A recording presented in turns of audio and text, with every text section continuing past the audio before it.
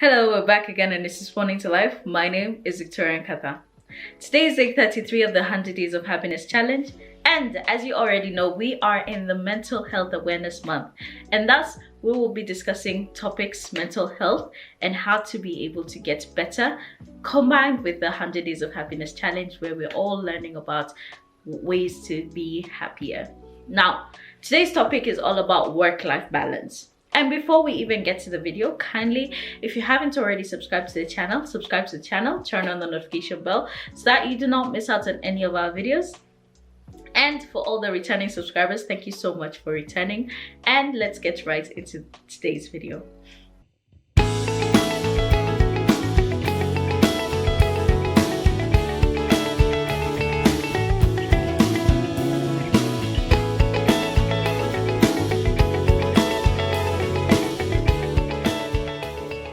So today's discussion is all about having a healthy work-life balance.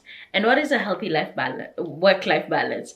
It is being able to have a balance between your work life and your personal life, where you can create time for every activity and every single thing that you can be able to do, both work-wise and personal-wise, so that you can create structure in your life and also be able to do every single thing in a much healthier way and in a happier way. More often than not, a lot of people find themselves becoming workaholics simply because they prioritize their work, or rather they don't know how to structure their work and also be able to balance it with their personal life. Now here we are, and I take this from a person who actually has had a struggle doing this. So I definitely know it firsthand. And one of the things that I want to be able to give is how I've also been able to deal with this situation and been able to live much happier and better.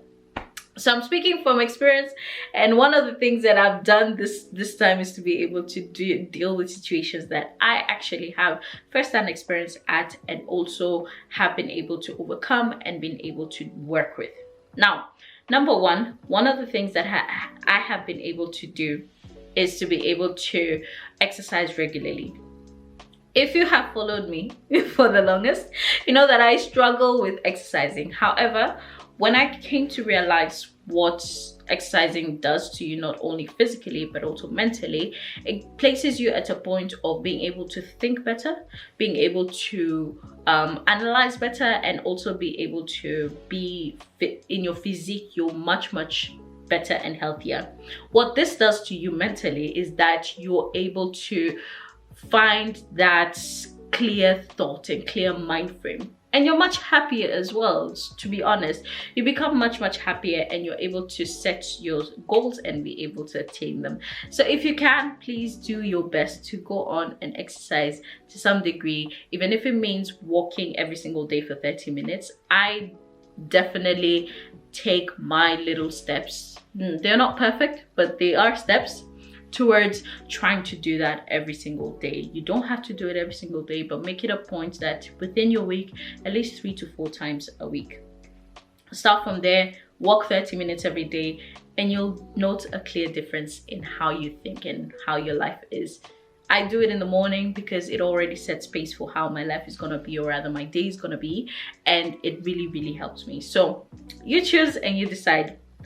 Number 2, one of the other things that I've been able to work around is prioritizing my personal endeavors. Now, in everything that I do, I really want to do it very well, and this also counts for my work. However, being able to put in your personal endeavors in your life as well creates that balance where you're not only focusing on work or software engineering or whatever it is you do for work, because it can become very tedious. Remember that you need to go out on a date. You need to go out, take yourself out on a date, go on a date with somebody.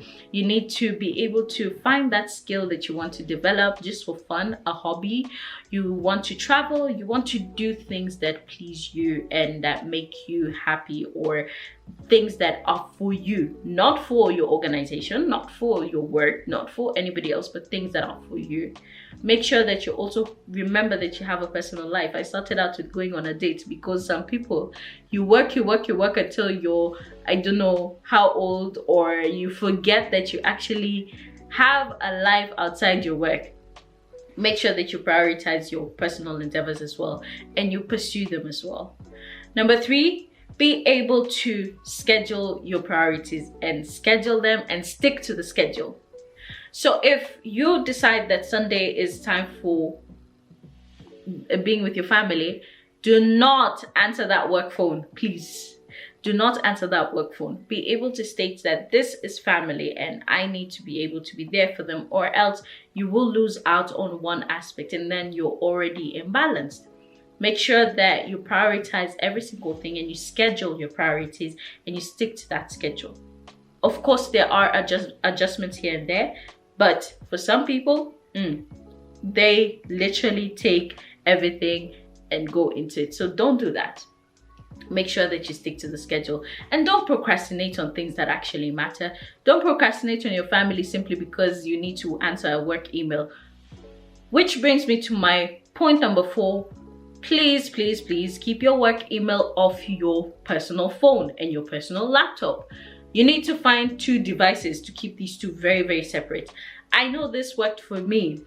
When I had all my emails in one device, it really took a toll on me because it really did not give me space to actually do something else that is not necessarily for work, because I was always on that point of, I have to respond to this email, I have to do this, even when I'm seated having a lunch date or whatnot.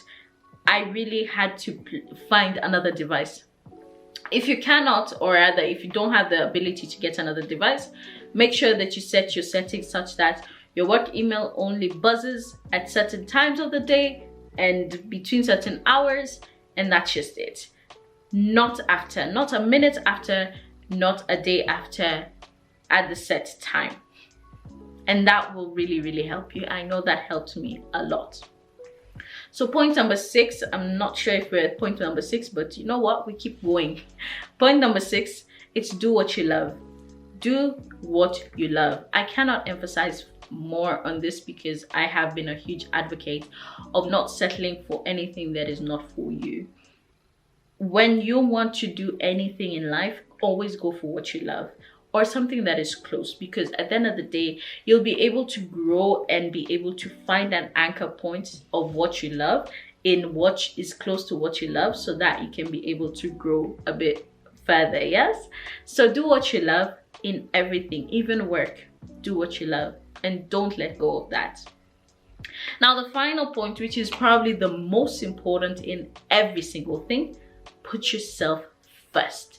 It is very, very important for you to put yourself first and be able to understand that there is nobody and nothing that can be able to be before you, simply because your mindset, your well-being, everything that you are is the driving force towards your success, towards your stability, towards your productivity, and every single thing that is about you. So put yourself first and make sure that you do that which is for you and right with you.